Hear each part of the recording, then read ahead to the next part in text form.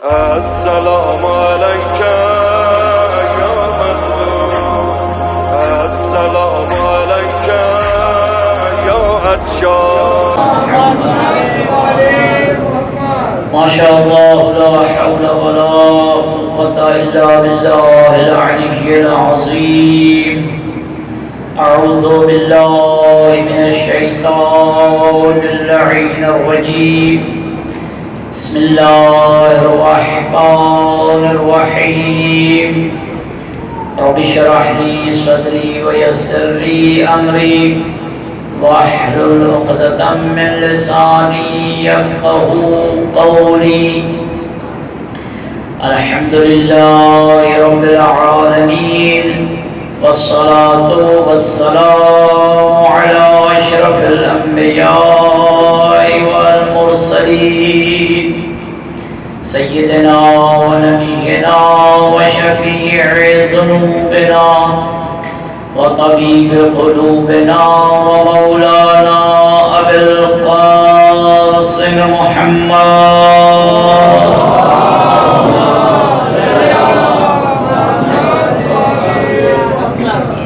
الصلاة والسلام على أهل بيته الطيبين الطاهرين المعصومين المنتخبين المنتجبين المظلومين المقتولين بلا جرم ولا خطأ، الذين قال الله في شأنهم: إنما يريد الله ليذهب عنكم الرجس أهل البيت ويطهركم تطهيرا.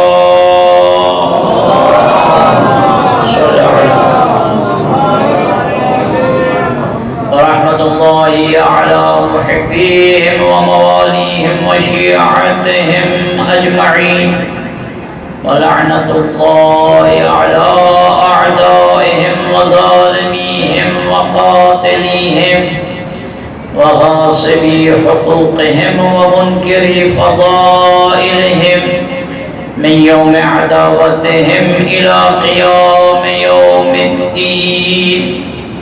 أما بعد، فقد قال أمير المؤمنين علي بن أبي طالب عليهم السلام: ولقد علم المستحفظون من أصحاب النبي محمد صلى الله عليه وآله أنه ليس فيهم رجل له منقبة إلا وقد شركته فيها، ولي 70 منقبة لم يشركه فيها أحد منهم. ولم ترسلوا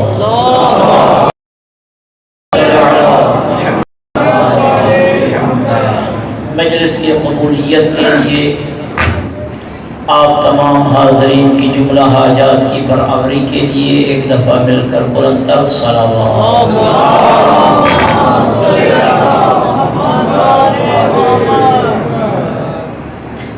اس عشرہ محرم الحرام کے بانیان، مؤسسین، خدمت گزاران، ان تمام کے اور ان کے اس عمل کی قبولیت کے لیے مل کے بلند تر صلوات.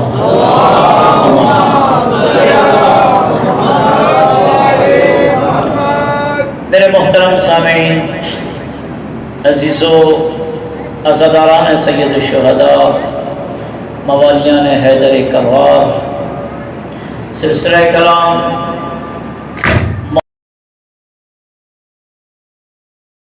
علی علیہ السلام کے اس فرمان کے بارے میں تھا. سلامہ کلام مولا کا یہ فرمان تھا.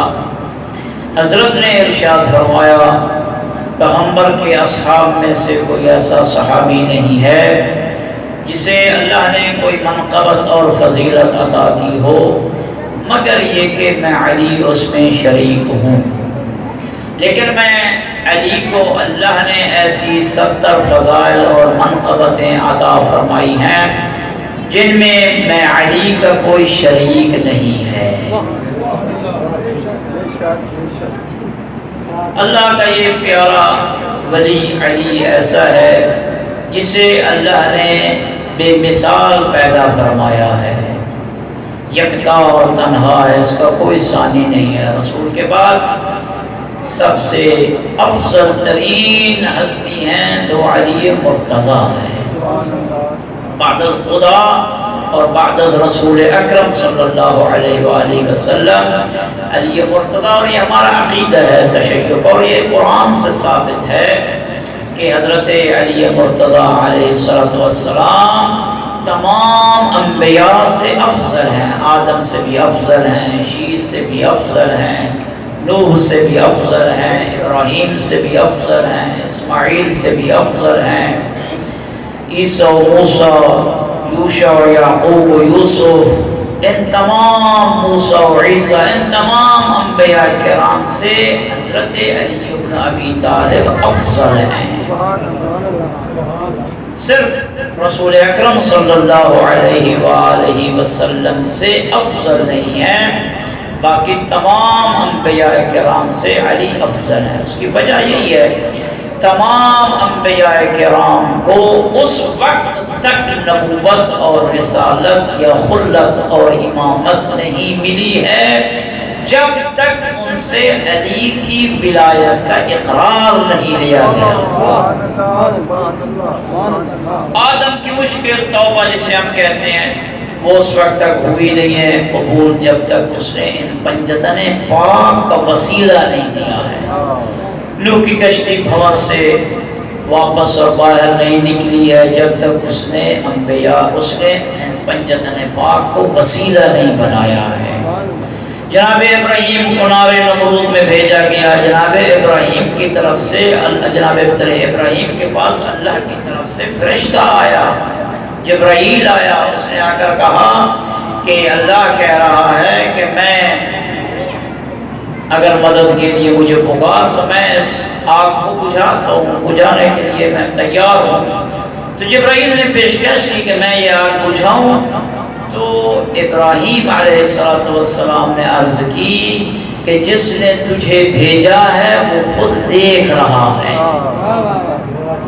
وہ خود دیکھ رہا ہے، اگر اس کے پروگرام میں ہوا اس آگ کو بجھانا وہ بجھا دے گا، لیکن انتظام الہی ایسا تھا کہ میرے ابراہیم کا یہ امتحان لیا جائے اور ابراہیم جبرائیل کا واپس بھیجے اور پھر وہ میرے سامنے اس انداز سے دعا مانگے جس دعا کی ابتدا میں بھی محمد و آل محمد کا واسطہ ہو، انتہا میں بھی محمد و آل محمد کا واسطہ ہو، درمیان میں نار نمرود کو ٹھنڈا کرنے کی دعا مانگے، پھر اللہ اس کی اس دعا کو قبول فرمائے گا۔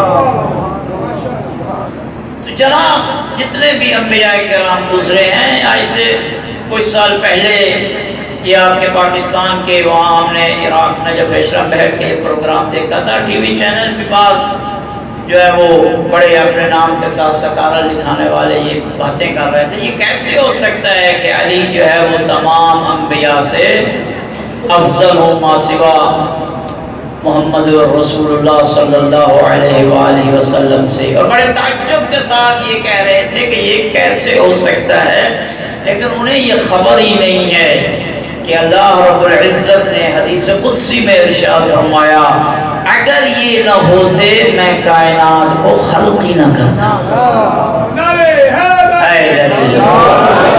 اگر محمد و علی و فاطمہ نہ ہوتے میں اس کائنات کو خلق ہی نہ کرتا۔ اور کتنے ہزار سال قبل جناب آدم کی خلقت سے پہلے یہ طیب و طاہر اور پاکیزہ نور خلق ہو چکے تھے، بلکہ ان کے نور طیبہ کی نورانی سے یہ سورج اور چاند کو نورانیت ملی۔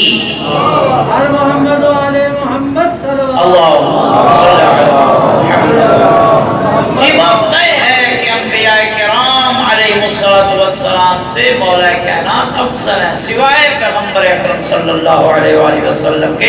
ہم تو فقط یہاں تک بھی نہیں رکتے، ہم تو یہ بھی کہتے ہیں ہمارے سارے ائمہ تمام انبیاء سے افضل ہیں، اور جناب زہرا سلام اللہ علیہ بھی تمام انبیاء کرام سے کیا ہیں؟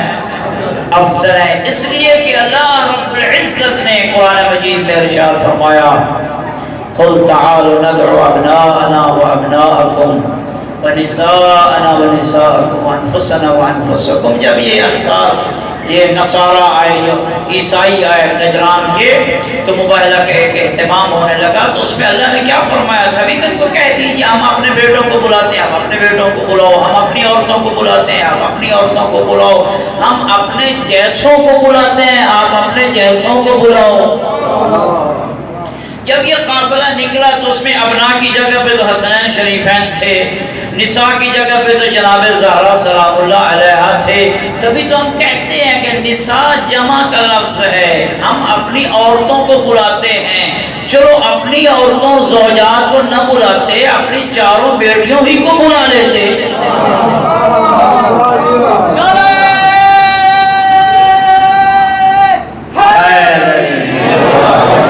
بھائی اگر چاروں بیٹیاں تھی ہی صحیح تو ان چاروں ہی کو بلا لیتے، اور اگر ان کو نہیں بلایا تو دو حال سے خالی نہیں ہے، یا تو ہیں نہیں،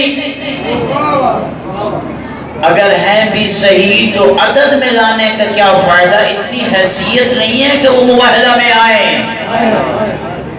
دوستو جب نساءنا میں بی بی تھی تو انفسنا کی جگہ پہ سوائے علی کے کوئی نہ تھا، تو سب کو مصطفیٰ نے قرآن کی آیت کی عملی تفسیر کر کے بتا دیا.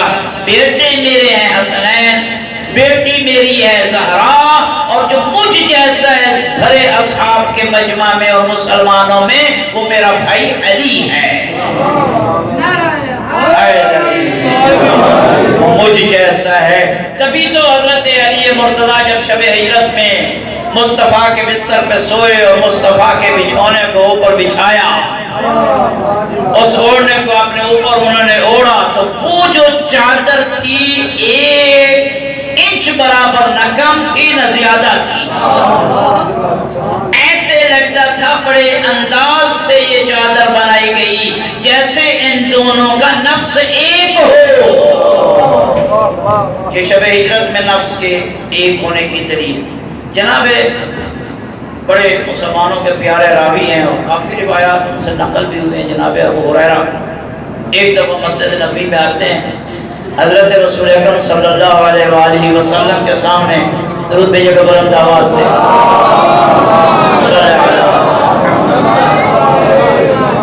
جلیل القدر راوی ہے ہمارے اہل سنت برادران کے نزدیک. تو یہ آتے ہیں مصطفیٰ کے سامنے، پڑی ہوئی تھی کھجوریں، پاک پیغمبر نے کھجوروں سے ایک مٹھی اپنی کھجوروں سے بھری، اٹھا کر وہ اس کے ہاتھ پر رکھ دی. وہ یہ کھجوریں لے کے جا رہا تھا. جانتے ہیں مسجد نبی ایک وسیع ہے، تو ایک اگلے ستون پہ مولا کائنات بیٹھے ہوئے تھے. مولا کائنات کو بھی اس نے سلام کیا، بیٹھا. حضرت کے پاس بھی کھجوریں پڑی ہوئی تھی. یہ مصطفیٰ اور مرتضیٰ کے اس قسم کے واقعات اچانک نہیں ہوتے، منصوبہ کے تحت ہوتے ہیں. یہ الہی منصوبہ کے تحت ہوتے ہیں. تو حضرت نے بھی مٹھی بھری بغیر گنے اور بغیر شمار کی اس کو دے دی. اس نے ایک مٹھی جو مصطفیٰ نے پکڑائی اس کے دانے گنے تو وہ بھی 7 تھے، اور جو مٹھی بھر کے علی مرتضیٰ نے دی اسے وہ دانے گنے تو وہ بھی 7 تھے. اس کو تعجب ہونے لگ گیا چونکہ منزل سلیمان پہ تو فیض نہ تھا نا، باہر سے آیا ہوا تھا، اپنا اہل بیت میں سے نہ تھا نا. تعجب ہونے لگ گیا. تو پھر واپس آ کر جناب ختمیہ مرتبہ سے پوچھتے ہیں مولا آپ نے بھی بغیر گنے مٹھی بھر کے دے دی. وہی عدد نکلا جو بغیر گنے مرتضیٰ نے مٹھی بھر کے دی. یہ کیسے ہے؟ مصطفیٰ نے یہ جملہ ارشاد فرمایا تمہیں پتہ نہیں ہے میرا ہاتھ اور علی کا ہاتھ ایک ہے.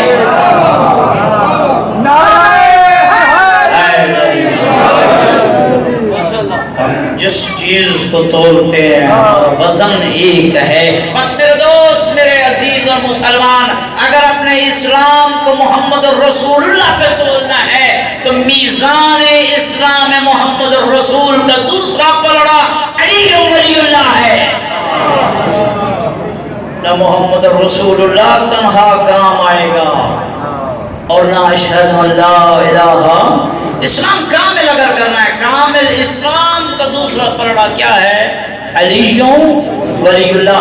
تو یہ حضرت امیر کائنات کی خصوصیات میں سے علم کل میں نے عرض کیا تھا اہل بیت اطہار کی خصوصیات میں سے ہے علم، اور یہ علم اللہ کی طرف سے وہبی ہے، عطائی ہے۔ اور میں نے پہلے بھی عرض کیا کہ اہل بیت اطہار کے علم اور امت اور اصحاب کے علم کے درمیان کوانٹٹی کے لحاظ سے فرق نہیں ہے، کوالٹی کے لحاظ سے فرق ہے۔ یہ نہیں کہ ان کے پاس 99% علم ہے، 98% علم ہے، اہل بیت کے پاس 100% علم۔ کوانٹٹی کے اعتبار سے فرق ہے، کوانٹٹی کے اعتبار سے فرق نہیں ہے، عدد کے اعتبار سے فرق نہیں ہے، کوالٹی کے اعتبار سے فرق ہے، کیفیت کے اعتبار سے فرق ہے، نوعیت کے اعتبار سے فرق ہے۔ اہل بیت کا جو علم ہے وہ الہی علم ہے، اور ان کے پاس جو علم ہے وہ علم بندوں سے سیکھا ہوا علم ہے۔ عزیزو، علم اس قدر ان کے پاس الہی ہے، پاک پیغمبر ارشاد فرماتے ہیں ایک دفعہ میرے پاس جبرائیل 2 انار لے کر آیا۔ سلسلہ علم ان کا کہاں سے ہے؟ فرمایا میرے پاس 2 انار لے کر آیا، ایک انار میں نے سالم خود کھا لیا، پورا میں نے خود کھایا، اور دوسرا انار میں نے آدھا علی کو دیا، آدھا میں نے خود کھایا۔ پھر میں نے مولا کے یہاں صاحب بیٹھے تھے، پھر میں نے مولا کے یہاں سے پوچھا، یعنی علی بھائی سے میں نے پوچھا اتدری ما ہاتان الرمانتان، علی کیا تو جانتا ہے یہ 2 انار کیسے ہیں، کون سے ہیں، کدھر سے آئے ہیں؟ کہنے لگے مولا آپ ہی اپنی زبان مبارک سے بیان فرما دیجئے۔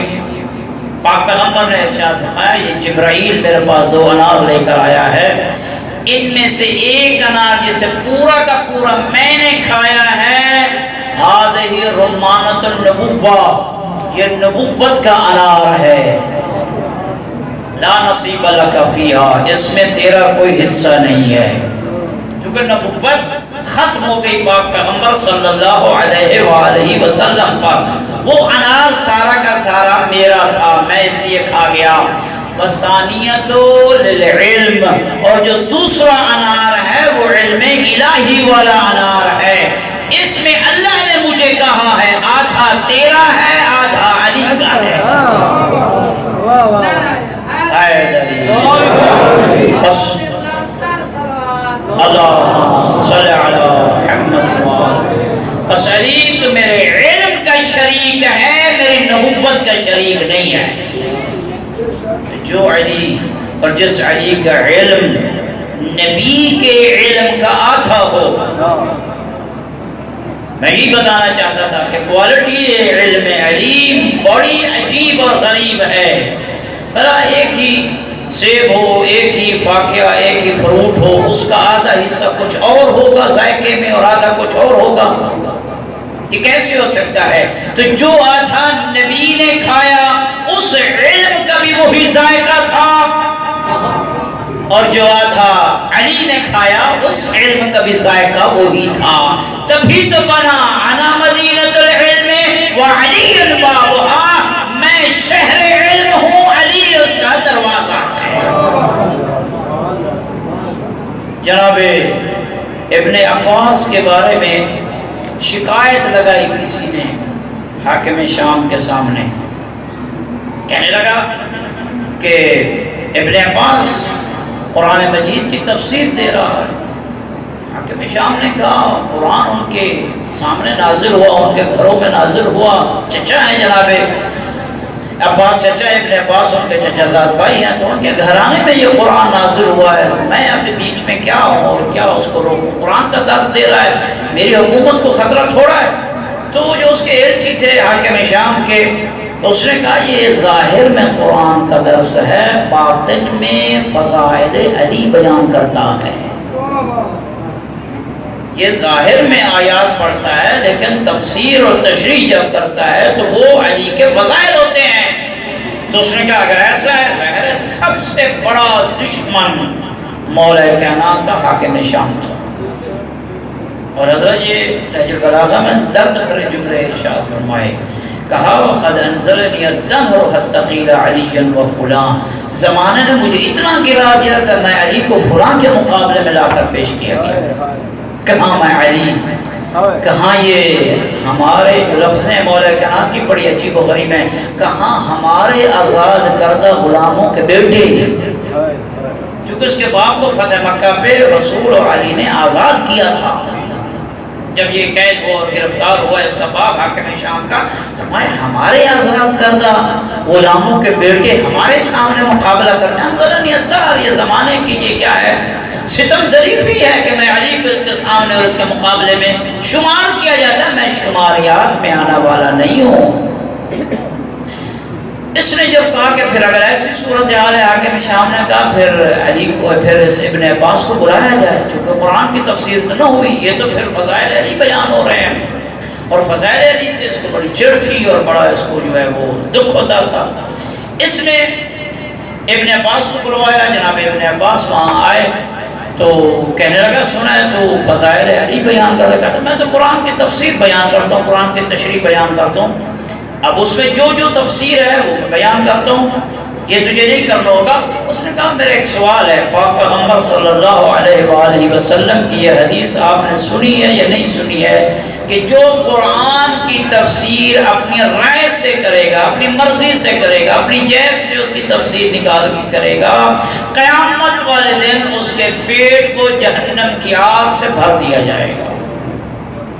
تفسیر بے رائے کرنا بہت بڑا گناہ ہے، لہذا اگر کوئی ممبر پہ آ کے کسی درس گاہ میں بیٹھ کے قرآن کی تفسیر کرنا چاہتا ہے جس آیت کی تفسیر کا علم نہ ہو تو اس آیت کے جو وارثان ہیں اہل بیت ان کی طرف رجوع کرے، اپنی طرف سے اس کی تفسیریں کرنے نہ بیٹھ جائے۔ من فسر القرآن برأیہ فلیتبوأ مقعدہ فی النار، جو شخص اپنی مرضی سے قرآن کی تفسیر کرتا ہے، اپنی منمانی کے حکم قرآن سے نکالتا ہے، جو اس کا مائنڈ سیٹ ہے، جیسے کل میں نے کہا تھا اس کے مطابق قرآن کو ہیر پھیر کرتا ہے، اللہ اسے اوندا منہ جہنم میں ڈالے گا۔ اور یہ ہو رہا ہے آج ہمارے ماحول میں، یہ چیزیں ساری رائج ہو چکی ہیں، قرآن کی تفسیریں اپنی مرضی کی ہیں، نہ اہل بیت کے کلام کی طرف رجوع کرنا ہے، جہاں مفسرین اہل بیت اطہار کی طرف رجوع کرنا ہے، نہ قرآن کی جو تفسیر کرنے والے علماء ہیں ان کی طرف ہم نے رجوع نہیں کہ ہم خود قرآن کو سمجھنے والے ہیں۔ میرے دوست، میرے عزیز اور بزرگ، رک کے یہ کلمہ میں نوجوان کے لیے کہنے والا ہوں، غالب کی کلام تو تجھے سمجھ میں نہیں آتی، علی کی کلام سمجھ میں آ جائے گی۔ اقبال کا کلام تو تیری سمجھ سے بالا تر ہے، اور تو کہتا ہے کہ میں علماء کے بغیر صادق آل محمد کے کلام کو سمجھ لوں گا، یہ کیسے ہو سکتا ہے؟ تو اقبالیات کے لیے ایک استاد ڈھونڈتا ہے، حضرت امام باقر و حضرت امام جعفر صادق کے کلام کو سمجھنے کے لیے کسی استاد کی ضرورت نہیں ہے، اتنا بھی مقام نہیں ہے ان کے کلام کا جتنا اقبالیات کو آپ نے دیا ہوا ہے۔ نہیں میرے دوستو، وہ تو خود فرماتے ہیں اپنے کلام کے بارے میں، کلامنا صعب مستصعب لا يتحملہ الا ملک مقرب اور نبی مرسل۔ یاد رکھو اہل بیت کا کلام سمجھنا اتنا مشکل ہے، اتنا مشکل ہے، ہر انسان نہیں سمجھ سکتا، یا اللہ کے مقرب ملائکہ سمجھ سکتے ہیں یا وہ نبی سمجھ سکتا ہے جو صاحب کتاب ہے، ہر نبی بھی نہیں سمجھ سکتا۔ رسول جو ہے، کتنے رسول ہیں؟ 313 مشہور قول یہی ہے، جس کلام سے کیا پتہ چلا کہ ہمارا کلام تو سارے نبی نہیں سمجھ سکتے۔ آج کا شیعہ کہتا ہے ہم علماء کی طرف رجوع نہیں کریں گے، خود اہل بیت اطہار کے کلام کو سمجھ لیں گے۔ کلامنا صعب مستصعب، ہمارا کلام بڑا مشکل ہے، لا یتحملہ، اسے اٹھا کوئی نہیں سکتا، سمجھ کوئی نہیں سکتا، الا ملک مقرب او نبی۔ اور ملائکہ میں کیٹیگریز ہیں، سارے ملائکہ نہیں سمجھ سکتے، ملائکہ مقرب جو اللہ کے برگزیدہ ملائکہ ہیں وہ سمجھ سکتے ہیں، میکائیل و اسرافیل و جبرائیل، ان جیسے بزرگوار ملائکہ اہل بیت کے کلام کو سمجھ سکتے ہیں۔ آج ایک کالج یونیورسٹی کا اٹھا ہوا نوجوان پتہ نہیں کسی کا کلپ سن کے آ جاتا ہے اور کہتا ہے تقلید کہاں سے آ گئی، علماء کی کیا ضرورت ہے، ہم خود یہ اصول کافی کھولیں گے، قرآن کو کھولیں گے اور قرآن کو سمجھ لیں گے۔ اقبالیات کے لیے وہ پروفیسر ڈھونڈتا ہے، علی کے کلام کے لیے کسی عالم کی ضرورت نہیں ہے۔ کیا ترقی کا زمانہ ہے، کس طرح اور کس طرف ہم جا رہے ہیں۔ میرے عزیز، میرے دوستو، جب اس نے بلوایا ابن عباس نے یہ حدیث پوچھی، آئے حاکم شام تو نے یہ رسول کا فرمان سنا ہے نا کہ جو تفسیر اپنی مرضی سے کرے گا اللہ بروز قیامت اس کے پیٹ میں جہنم کی آگ بھر دے گا۔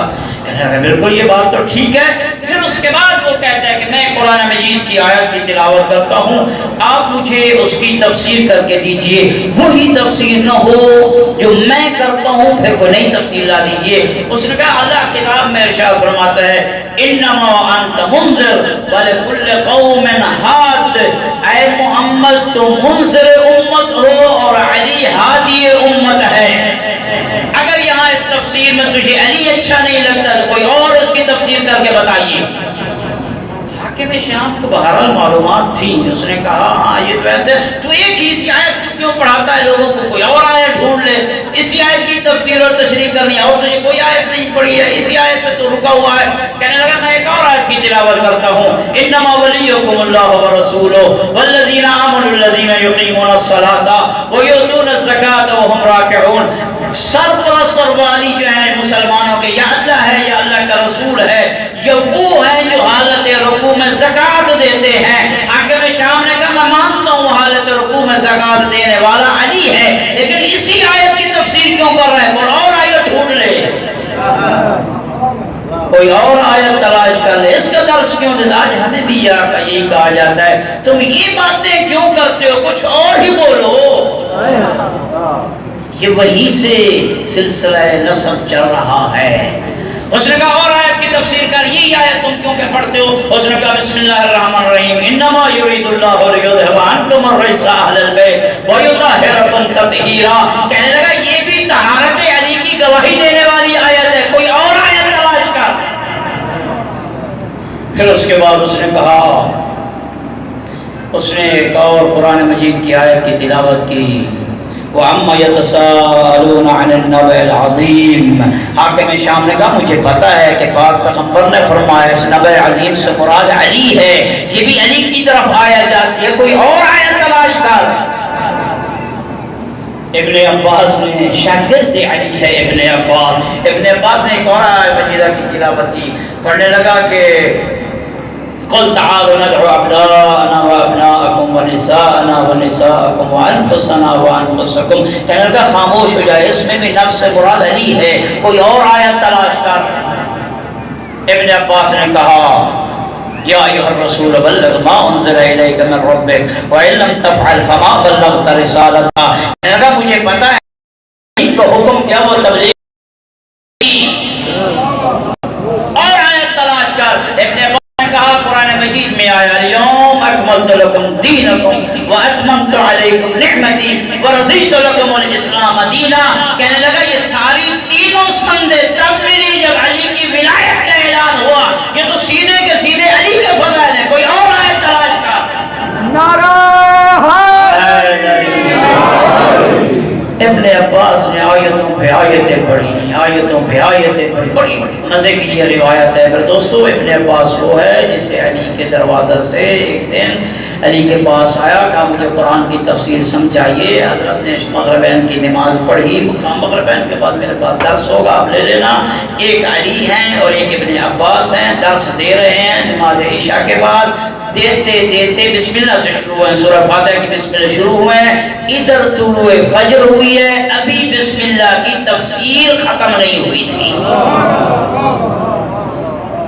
اور اس تفسیر کو اگر لکھا جاتا ہے، علماء کرام نے یہ لکھا ہے کہ 70 اونٹ اس کو اٹھاتے، اس کے بار اور اس کے وزن کو 70 اونٹ اٹھاتے بسم اللہ کی تفسیر کو، کیوں نہ ہو بسم اللہ کی تفسیر اس قدر، جس بسم اللہ کی با کا نقطہ جو علی ہے۔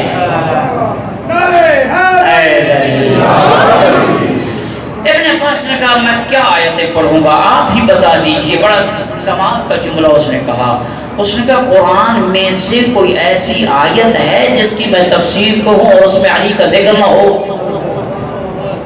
کہتا ہے ہاں میں تجھے بتاتا ہوں، اس کی تفسیر کیا کر، اس کی تشریح کیا کر، اسی کا درس دیا کر۔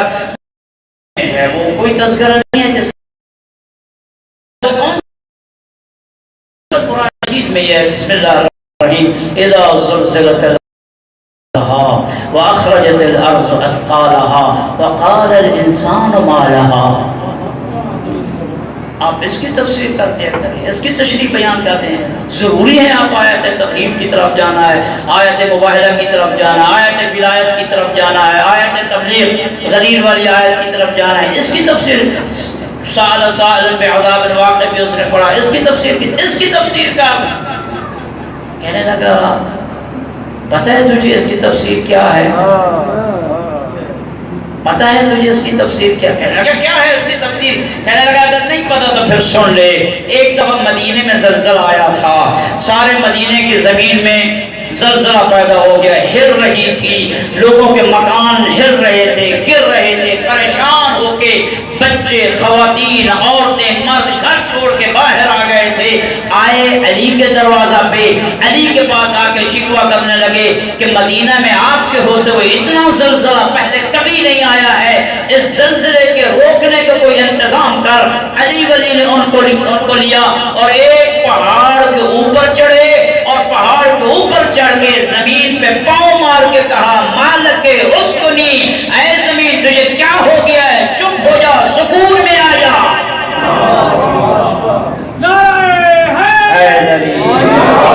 علی کا یہ کہنا تھا مالک اسکنی، زمین تجھے کیا ہو گیا؟ سکون میں آ جا. یہ ابھی ختم نہیں ہوا تھا، زلزلہ رک گیا، زلزلہ زمین میں رک گیا. اس دن کے بعد ابن عباس کہتا ہے اس دن کے بعد مدینے میں زلزلہ نہیں آیا. جس خطے کو علی کا پاؤں روک دے پھر وہ اٹھنے کے قابل نہیں ہے، پھر وہ اس میں جان نہیں آ سکتی ہے. زندہ کو لے کر سامنے لٹا دیں اس میں بھی جان نہیں آئے گی. پھر اس کے بعد اولیاء کائنات نے فرمایا اے مدینہ کے لوگوں ذرا یہ بتائیے جب زلزلہ آیا اس وقت زیادہ پریشانی اور حیرانگی تھی آپ کو، یا جب میں نے زلزلہ روکا اس وقت زیادہ پریشانی ہے؟ تعجب زیادہ کب ہوا ہے آپ کو؟ حیرانگی زیادہ کب ہوئی ہے؟ کہنے لگے کہ جب آپ نے روکا ہے یہ تعجب و حیرانگی پہلے سے زیادہ ہو رہی ہے کہ ہم سارے خوف زدہ ہیں اور آپ نے ایک پاؤں کے ٹھوکر سے اس زمین کو روک دیا. امیر کائنات ابن عباس کہتا اس وقت امیر کائنات نے فرمایا، میں بھی وہاں موجود تھا، انہوں نے مدینہ والوں کو کہا اپنا قرآن کے آیت کی تلاوت نہیں کی ہے. اذا زلزلت الارض زلزالها واخرجت الارض اثقالها، جب زمین میں زلزلہ آئے گا زمین اپنے اندر کے ساری چیزوں کو باہر پھینک دے گی. اس وقت قال الانسان ما لها، ایک انسان ہوگا جو زمین پہ پاؤں مار کے کہے گا تجھے ہو کیا گیا ہے میرے ہوتے ہوئے؟ فرمایا وہ ابو طالب کا بیٹا علی وہی انسان میں ہوں. محمد آل محمد صلوات اللہم صلی علی محمد. نعرہ حیدری، عظمت محمد و آل محمد بلند تر صلوات. قرآن پڑھو. خدا کی قسم یہ ہمارے مجلسوں کے نعروں کی باتیں نہیں ہیں، خدا کی قسم یہ مجلسوں میں نعروں کی باتیں نہیں ہیں. حق و حقیقت ہے کہ قرآن اہل بیت کا قصیدوں والی کتاب ہے. قرآن اہل بیت کے قصیدوں والی ایک تفسیر ہے. کبھی موقع ملا اس باس میں بھی اشرے گزر جائیں گے. اس تفسیر میں الحمدللہ سورہ فاتحہ سے لے کے ایک ایک جملے کی اس نے تطبیق کی ہے، تفسیر کی ہے والناس تک، کہ اس کا ایک ظاہری معنی ہے جو آپ لیتے ہیں اور ایک اس کا وہ معنی ہے جس میں اہل بیت کی فضیلت بیان ہوتی ہے. ایک تفسیر ہے، علماء محنت کر رہے ہیں، کام کر رہے ہیں. ہمارا نوجوان بس سویا ہوا ہے، 10 دن آیا کالے کپڑے پہن لیے، ماتمداری کر لی، اچھی بات ہے کرنی چاہیے. ہمارا عاشور اور محرم اسی حد تک ہے، بس لباس چینج ہے. لباس کے اندر بھی کوئی انسان بستا ہے، اس کی چینجنگ کتنی ہے، نالج کتنا لیا ہے. میں نے 9 اور 10 دن یہ گفتگو کی ہے، طالب علمانہ باتیں کی ہیں، کوئی لکھی ہیں کسی نے کوئی اپنے ذہن پہ نقش کی ہے نہیں کی ہیں، کسی عالم سے جا کے پوچھا بھی ہے یا نہیں. یہ مجلس سید الشہداء مکتب ہے، درسگاہ ہے.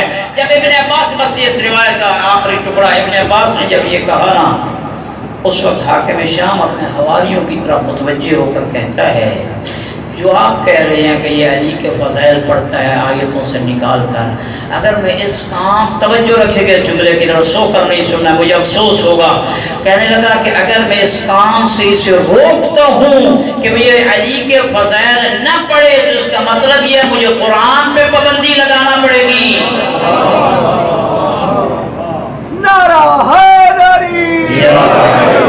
اب سمجھ میں آیا کتابوں پہ پابندی کہاں سے شروع ہوئی۔ بھئی اس کتاب کو نہ چھاپو، اس کتاب کو نہ چھاپو۔ بھئی اگر آپ مملکت تحقیق ہیں، آپ اگر ایسا ملک ہیں جس ملک میں ہر فیلڈ میں تحقیق جائز ہے، نہیں تحقیق تو تاریخ اسلام میں نہیں ہوگی، یہ کیا کہاں کی بات ہے؟ دل آزاری کرنا ناجائز ہے، کسی کو کچھ برا بھلا کہنا ناجائز ہے، لیکن یہ تو بتانا پڑے گا کہ جب مصطفیٰ پکارتے رہے کون تھے، چلے گئے کون تھے جو مصطفیٰ کا ہاتھ بلند کر کے مشرکین کو کہتے رہے جب تک احد میں علی زندہ ہے مصطفیٰ زندہ ہے۔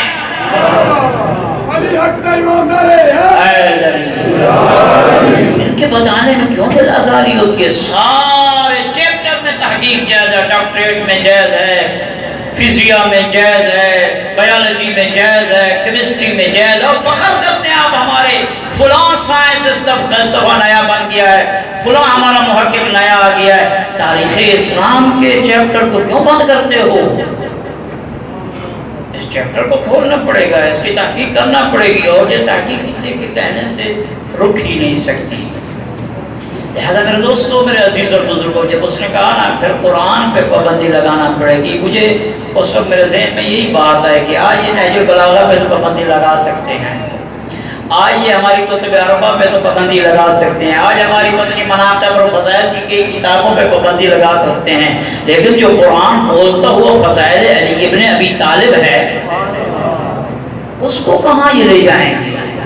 اس میں آیت تطہیر کے واقعے کو کہاں لے جائیں گے؟ مباہلہ کو کہاں لے جائیں گے؟ غدیر کی آیت کو کہاں لے جائیں گے؟ سائل سائل بعذاب واقع کی آیت کو کہاں لے جائیں گے؟ یہ ماننا پڑے گا کہ اہل بیت اطہار۔ اور ایک بڑا آخری جملہ تمام ہمارے جلیل القدر بزرگ استاد تھے، اس دنیا سے چلے گئے، بڑا پیارا جملہ ارشاد فرمایا کرتے تھے کہ اگر یہ کتاب قرآن انسانی شکل میں ہوتی تو علی ولی ہوتے، اور اگر یہ علی ولی کتاب کی شکل میں ہوتا قرآن ہوتا۔ اور قرآن ناطق کا یہ معنی نہیں ہے جو ہم لیتے ہیں کہ جو قرآن بولتا تھا علی، نہیں، قرآن ناطق کا معنی یہ نہیں کہ علی قرآن پڑھتا تو وہ تو سارے پڑھتے ہیں، کیا ہم سارے قرآن ناطق ہیں؟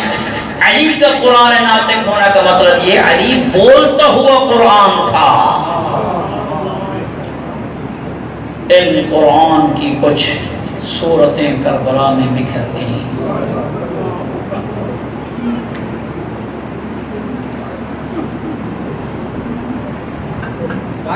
اجرکم اللہ۔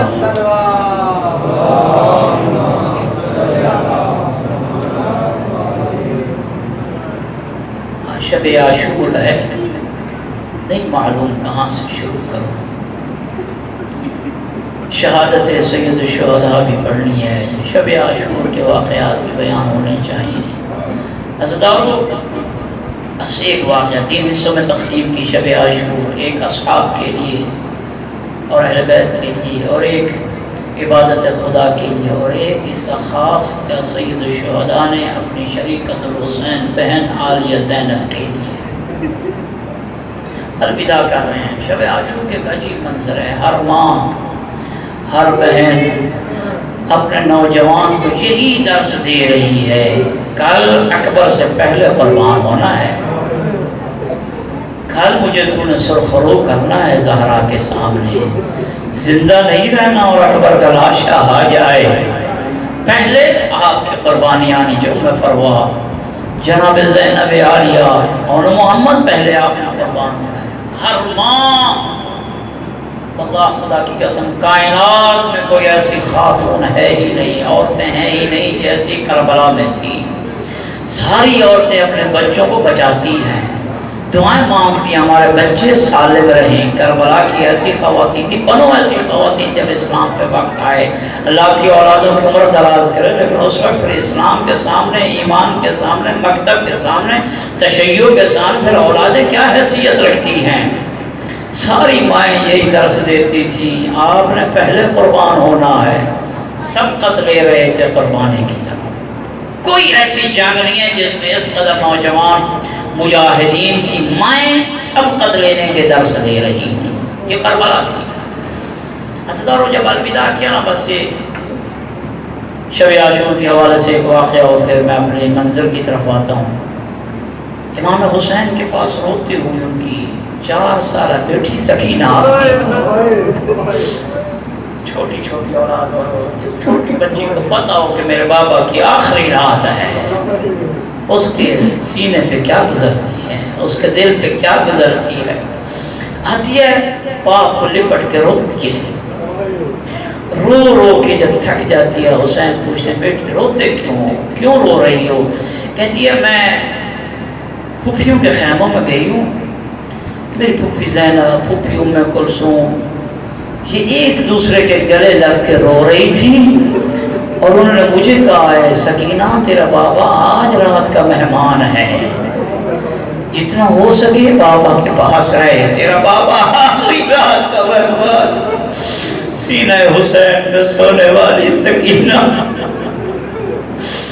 اور جس کا سکون حسین کے سینہ پہ آتا ہے. سکینہ نے جب یہ کہا بابا میں نے سنا تو میرے آخری رات کا مہمان ہے، میں آپ کے خیمے سے باہر نہیں جاؤں گی. عزیزارو، سکینہ نے بابا کے ساتھ شب گزاری. حسین نے وہ شب عبادت میں گزاری. تاریخ بتاتی ہے کہ سید الشہداء نے نماز کے لیے جب تکبیرۃ الاحرام کہی ہے نا، سکینہ آگے مصلی پہ بیٹھ کے بابا کے منہ کو تکتی رہی. یہی ذہن میں تھا جتنا ہو سکے بابا کے چہرے کی زیارت کر لوں، پھر یہ چہرہ نصیب نہیں ہوگا. بابا کے چہرے کو شب عاشور غدارت کو حرام ہے خیام حسینی میں آج، کو حرام ہے کربلا میں آج. کسی پڑھنے والے کی ضرورت نہیں ہے، بس یہی ہے کہ حسین کی آخری شب ہے. سکینہ کے پاس آخری شب رہ گیا ہے حسین. زینب و ام کلثوم کا سہارا آخری شب ہے حسین کی. عزاداروں کہتے ہیں کہ جب حسین قیام میں رہے سکینہ دیکھتی رہی، بابا کے چہرے کو تکتی رہی. جب حسین رکوع میں گئے نا، سکینہ کو بابے کا چہرہ نظر نہیں آیا. سکینہ لیٹ کے بابے کے چہرے کو دیکھتی رہی. پھر حسین سب سجدے میں گئے ہیں، سکینہ نے سجدے کی حالت میں جا کے رخسارے پہ ہاتھ رکھ بابا کے چہرے کی زیارت کرتی رہی ہے. بار بار بابا کے چہرے کی زیارت کرتی رہی ہے. عزیزارو، بابا نے کہا سکینہ اس طرح کیوں بار بار دیکھتی ہو؟ 4 سالہ بیٹی کہتی تھی بابا مجھے وہ منظر یاد آ رہا ہے جب سارے تماچے مارے گئے، بابا کوئی بچانے والا نہ ہوگا. عزیزارو، یہ منظر طے ہوگی شب عاشور کی. بس مجھے سید الشہداء کی مصیبت کی طرف آنا ہے. آ گئی وہ گھڑی، قیامت خیز گھڑی. آماد ہو جاؤ سید الشہداء کو برسہ دینے کے لیے. شبیہ ذوالجناح برآمد ہونی ہے. اللہ جانے پھر یہ اگلے سال نصیب ہو دن یا نصیب نہ ہو، جتنا ہو سکے رو لیں. دعا ہے اس مجلس کے صدقہ آپ کو سوائے غم حسین کے کوئی غم نہ دکھائے. جتنی حاجتیں ہیں پوری فرمائے، مکتب حسین کا ادنا سپاہی بنائے. قیامت خیز گھڑی آئی. عزاداروں کے جب حسین کا کوئی نہ رہا، سارے مارے گئے. عباس، اکبر، قاسم، اون محمد، بریر، زہیر، حبیب، سارے قربان ہو گئے. آخر میں رہ گیا حسین، زخموں سے چور حسین. آخری وصیت پہ عمل کیا زینب نے جو اسے ماں نے کی تھی. جب حسین تنہا آئے نا خیمے میں عصر عاشور، زینب نے کہا حسین بھیا ماں کے آخری دن تھے، مجھے اس نے بلا کے وصیت کی تھی. وصیت یہ کی تھی کہ ایک وقت آئے گا تیرا حسین شہید ہونے والا ہوگا، تنہا ہوگا، کوئی اس کا سہارا نہیں ہوگا، کوئی اس کا حامی و مددگار نہیں ہوگا، حل بن ناصر کی صدائیں بلند کرے گا، تنہا ہوگا حسین۔ زینب اس وقت میں زہرا کی طرف سے اس کی گردن کا بھی بوسہ لینا ہے، اجرکم اللہ۔ زینب اس وقت حسین کے سینے کا بھی بوسہ لینا ہے۔ زینب نے کہا حسین آقا مولا میرے سامنے بیٹھ گردن بلند کر مجھے سینے کا بوسہ لینے دے، مجھے سینے کا بوسہ لینے دے، مجھے گردن کا بوسہ لینے دے۔ حسین نے پوچھا زینب کیوں ماں نے ایسے کہا تھا؟ امام جانتے تھے لیکن زینب کی منہ سے سننا چاہتے تھے۔ بی بی نے کہا میں نے پوچھا تھا ماں سے، کتنا جگر ہے بہن کا، میں نے ماں سے پوچھا تھا، ماں نے مجھے کہا تھا اس گلے پہ کون خنجر چڑھے گا؟ میں نہیں ہوں گی، زینب تو ہوگی، میری طرف سے بوسہ دینا میرے پیارے حسین کے گلے کو۔ سینے کا بوسہ اماں کیوں دینا ہے؟ فرمایا اس سینہ نازنین پہ گھوڑوں کی سموں سے پامال کیا ہے، میرے حسین کے سینے کا بوسہ دینا ہے۔ اچھا حسین نے یہ بوسہ دیا زینب عالیہ کو۔ اس کے بعد پڑھتے ہیں واعظین علماء، سید الشہداء نے کہا حسین زینب آپ نے اپنی ماں کی وصیت پوری کی ہے، مجھے بھی ایک وصیت ہے وہ پوری کرنے دے۔ سر سے چادر ہٹا، بہن اور بھائی کا الوداع ہے، بہن اور بھائی کا الوداع ہے، سر سے چادر ہٹا۔ بھائی یہ کیوں؟ فرمایا مجھے بھی وصیت ہے کہ ایک وقت آئے گا زینب تیرے سر سے چادر اتار دی جائے گی، مجھے تیرے بالوں کا بوسہ دینا ہے۔ پھر اس کے بعد کہا حسین نے زینب اپنے بازوں سے کپڑا ہٹا، مجھے کلائیوں کا بوسہ دینے دے۔ بھائی یہ کیوں ہے؟ فرمایا انہی ہاتھوں میں ہتھ کڑیاں ڈلیں گی، میں چلا جاؤں گا رسیاں پہنوں گی زینب۔ بہن اور بھائی کا یہ الوداع ہوا۔ عزیزانو سید الشہداء نے الوداع کیا، خیموں سے باہر آنے لگے۔ ہاں جب خیموں میں تھے آخری وقت تھا، زینب عالیہ سے کہا بوسہ دینے اور لینے کے بعد اختی زینب ایتینی بثوب عتیق، میں ایک اپنا پھٹا پرانا لباس مدینے سے لے کر آیا ہوں، اس لباس کو میرے پاس لیا۔ عزیزانو قبلہ کعبہ علامہ محمد یار شاہ نجفی مرحوم فرمایا کرتے تھے کہ جب حسین نے یہ لباس مانگا نا زینب عالیہ سے، زینب عالیہ صندوق سے لباس اٹھانے گئی، فضہ نے جب یہ لباس اٹھاتے ہوئے دیکھ کر رونے لگ گئی، رونے لگ گئی۔ زینب نے پوچھا فضہ روتی کیوں ہو؟ فضہ نے کہا زینب تو اس وقت گھر میں نہیں تھی، میں گھر میں تھی، زہرا اس قمیض کو سل بھی رہی تھی، رو بھی رہی تھی، زہرا اس قمیض کو تیار بھی کر رہی تھی، رو بھی رہی تھی۔ میں نے پوچھا تھا بی بی روتی کیوں ہو؟ جناب زہرا نے فرمایا تھا ایک آخری وقت آئے گا میرے بیٹے حسین پہ، بہن زینب سے یہ قمیض مانگے گا، زینب تجھے پتہ نہیں ہے یہ وہی قمیض ہے یہ زہرا اپنے بیٹے کے لیے تیار کر کے گئی ہے۔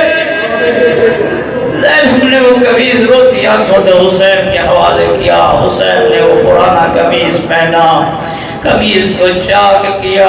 بہن نے پوچھا پہلے بھی پرانا لباس پھر اس کے اوپر چاک کیا۔ حسین نے کہا زینب تجھے پتہ نہیں ہے میرا مقابلہ بڑے کمینے لوگوں سے ہے، بڑے گھٹیا لوگوں سے ہے، میں نہیں چاہتا میرے لباس کو لوٹ کے لے جائے، ہمارا جسم لگتا ہو، پرانا لباس ہوگا دیکھیں گے نہیں اتار کے لے جائیں گے۔ عزیزانو کربلا میں دو ایسے افراد ہیں جنہوں نے پرانا لباس پہنا، ایک حسین نے پرانا لباس پہنا، ایک زینب عالیہ نے پرانا لباس پہنا۔ حسین نے عصر عاشور پرانا لباس پہنا، زینب جب کربلا سے قید ہو کے 11 محرم کو جا رہی تھی اس وقت پرانا لباس پہنا۔ حسین نے اس لیے پہنا تاکہ لوٹی سے یہ میرا قمیص بچ جائے، لوگ لوٹ کے نہ لے جائیں۔ زینب نے اس لیے پرانا لباس پہنا تاکہ کوفہ کی عورتیں جنہیں میں قرآن پڑھاتی تھی پہچان نہ سکیں کہ یہ علی کی بیٹی قید ہو کر آ گئی۔ کہنا لباس زینب عالیہ نے پہنا۔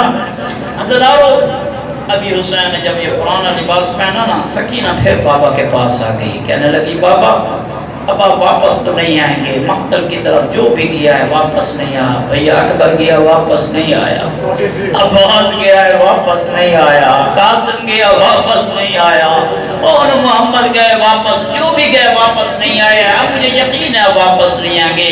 بیٹی پھر کیا ہے؟ کہنے لگی بس میری ایک حسرت ہے، پوری تو کر دے، چھوٹی چھوٹی بیٹی ہو، باپ سے آخری وقت میں حسرت بھری کوئی بات کرے، باپ کے جگر میں کیا گزرے گی؟ اس وقت میں بس ہوں، میرا کوئی چارہ نہیں لگتا ہے، سکینہ کیا مانگے گی؟ سکینہ نے رو کر یہ کہا بابا ردنا الی حرم جدنا، پھر ہمیں اپنے نانا کے روزے پہ پہنچا دے۔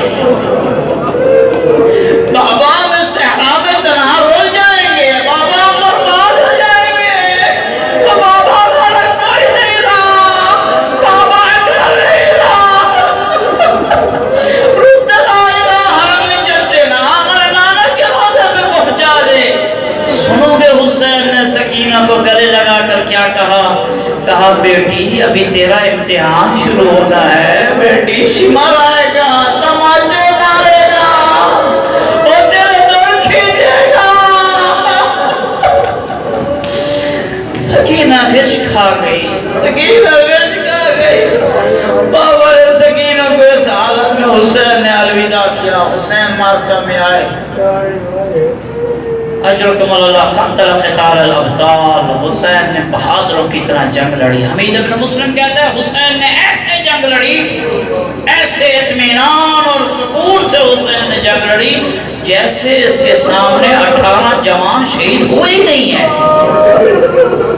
اتنے جوانوں کے لاشیں اٹھانے والا حسین اطمینان سے جنگ لڑ رہا ہے۔ اور اخیر نے لکھا ہے کربلا سے 12 میل دور ہے ذوالکفل، اللہ کو کربلا لے کر ہلہ کے پاس ہے ذوالکفل، کربلا اور ہلہ سے 12 میل کا فاصلہ ہے۔ کہتے ہیں کہ حسین نے اتنی جنگ کی، ظالموں کی فوجوں کو ذوالکفل کی دیواروں تک پہنچا دیا، ذوالکفل کی دیواروں تک پہنچا دیا۔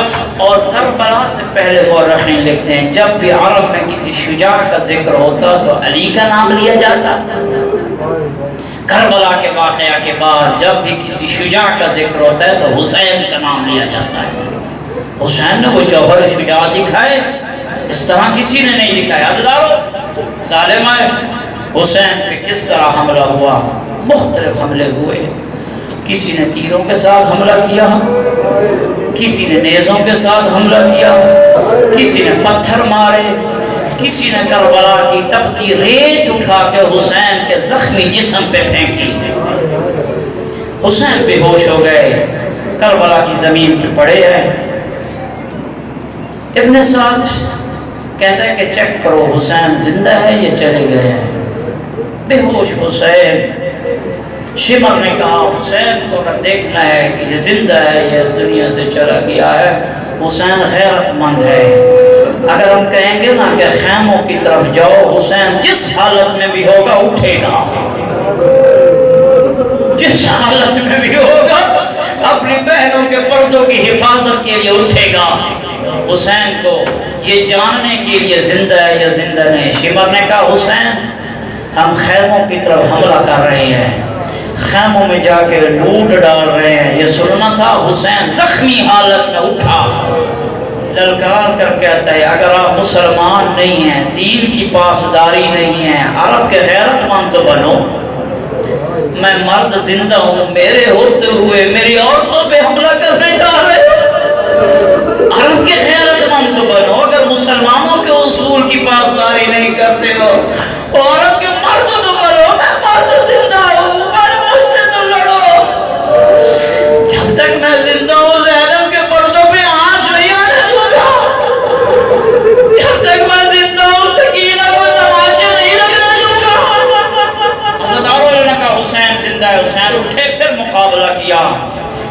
اس کے بعد حسین گئے، مہلت پا کے خیموں کی طرف دوسری دفعہ الوداع کیا، خیموں میں آئے، اپنی بہنوں کی خبر لی، پریشان بہنیں، پریشان بیٹیاں، تنہا حسین سجاد مریض، بار بار آتے ہیں، اپنی بہنوں کی خبر لیتے ہیں، تسلیاں دیتے ہیں، میں ابھی زندہ ہوں، میں ابھی زندہ ہوں۔ بس ہزار واپس جب آیا نا حسین، شمر نے لشکر کو اکٹھا کیا، کہا آپ اس ترتیب سے ہم جنگ لڑیں گے۔ تنہا حسین کے لیے ترتیبیں بدلی جا رہی ہیں۔ کس ترتیب سے؟ کہتا ہے کہ جو پیادہ ہیں وہ آگے ہوں گے، جو گھوڑوں پہ سوار ہیں وہ پیچھے ہوں گے، اور ان کے پیچھے تیر انداز ہوں گے۔ کہتا ہے کہ جو آگے پیادہ لشکر ہوگا وہ حسین پہلے حملے کریں گے، گھوڑوں پہ جو سوار ہوں گے وہ حسین پہ تلوار سے حملہ کریں گے، جو تیسرا لشکر ہوگا نا تیر انداز وہ حسین پہ تیر چلائے گا۔ بس ہزاروں منزل قریب ان ظالموں نے ایسے تیر چلائے، ایسے تیر چلائے، تیروں پہ حسین کا جسم تھا، تیروں پہ حسین کا جسم تھا۔ بعض لوگ کہتے ہیں نا حسین کے جسم میں 70 زخم، حسین کے جسم میں 300 زخم، حسین کے جسم میں 950 زخم۔ نہیں عزادارو، حسین کے زخم کون گن سکتا ہے؟ زخموں کے اندر زخم، زخموں کے اندر زخم، کلیجہ پھٹا ہوا، اصغر کا زخم علیحدہ، اکبر کی جوانی کا زخم علیحدہ، عباس کا زخم علیحدہ، وہ بیویوں کے لٹنے کا زخم علیحدہ، زخم نہیں گنے جاتے تھے حسین کے۔ ظالموں نے حملہ کیا، حسین زین پہ کیسے سنبھل سکتے؟ ایک ظالم آگے پڑا، اس نے 3 شعبہ تیر چلایا، حسین کے سینے میں وہ تیر پیوست ہوا۔ حسین وہ تیر پشت سے نکال رہے تھے، ایک ظالم نے پشت سے گرد مارا، اب حسین ذوالجناح پہ سنبھل نہ سکے، حسین سینے ذوالجناح سے زمین کربلا آئے۔ جب اس جگہ پہ آئے نا عزادارو، حسین نے دیکھا یہ میری مقتل گاہ تو نہیں ہے۔ حسین اٹھے، حسین اٹھے اپنی مقتل گاہ کی طرف آنے کے لیے، مجھے معاف کیجئے گا جو مقتل گاہ کی زیارت کی ہے۔ حسین جہاں گرے وہ مقتل گاہ نہ تھی، مقتل گاہ اور ہے، لیکن حسین جب مقتل گاہ کی طرف آئے اپنے قدموں سے چل کر نہیں آئے، ظالموں نے ہاتھ ڈالا، ظالموں نے ہاتھ ڈالا، حسین اٹھتے پھر کوئی تیر مارتا، کوئی تلوار چلاتا، پھر حسین گر جاتے، وہ مقتل گاہ تک حسین آئے۔ عزادارو ابن سعد نے اب کہا کہ اب تیاری کر، شمر حسین کا کام تباہ کر، اور دل نبی اب بہن زینب دیکھ رہی تھی، اور بہن زینب نے جھڑکی دے کر کہا یا ابن سعد، او ابن سعد تنظروا یقتل ابو عبداللہ، اور تو دیکھ رہا ہے میرا حسین قربان ہو رہا ہے۔ وَيَحْكُمْ أَمَا فِيكُمْ مُسْلِمٌ، تم میں کوئی مسلمان نہیں ہے، اسے یاد نہیں ہے، اور یہ مہر نبوت پہ سوار ہوتا تھا حسین، اور رسول اس کے رخساروں کے بوسے لیتے تھے، اور رسول کی زبان چوسی تھی حسین نے۔ عزادارو حسین کے جب یہ مرثیہ پڑھے نا، زینب نے تاریخ کہتی ہے جتنا سخت دل تھا ابن سعد، ابن سعد کی آنکھوں سے آنسو آ گئے، ابن سعد کی آنکھوں سے آنسو آ گئے۔ عزادارو جب حسین گرے ہیں نا اس جگہ پہ، ذوالجناح کو ایسے ہم سلام نہیں کرتے ہیں، بڑا وفادار گھوڑا تھا، جب گرے ہیں نا حسین اس جگہ پہ، ذوالجناح آگے بڑھ کر آتا ہے، جدھر سے تیر آتے ذوالجناح جسم پہ تیر لے لیتے، جدھر سے تیر آتے ذوالجناح آگے آ جاتا۔ پھر اس کے بعد ذوالجناح کا یہ واقعہ سنی، وفادار گھوڑا آگے آیا، پاؤں لمبے کر کے بیٹھ گیا، کہتا ہے حسین میری پشت پہ چڑھا، تجھے بہنوں کے پاس لے جاتا، حسین میری پشت پہ چڑھا، تجھے ام کلثوم کے پاس لے جاتا ہوں، اور تجھے پٹیاں باندھے حسین، حسین تیرا کوئی نہیں رہا۔ حسین نے کہا میں چڑھنے کے قابل نہیں ہوں، میں خیموں میں آنے کے قابل نہیں ہوں، میری بیٹی مر جائے گی، اور میری بیویاں مر جائے گی، میں چڑھ نہیں سکتا۔